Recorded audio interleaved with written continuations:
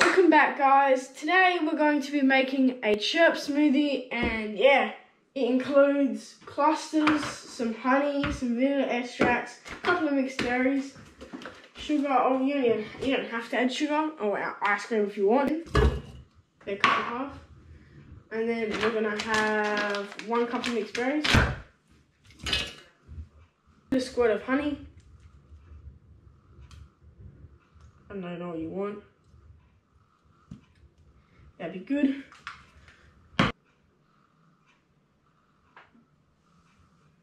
That in. A little cap of that will do the job. Need 2 glasses of milk, 1 for each serving.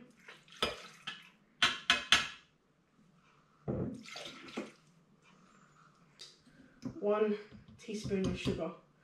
If you want to add sugar or ice cream, it depends. Like, well, yeah, I'm not sure. You just want that for each, I don't know, serving. So one.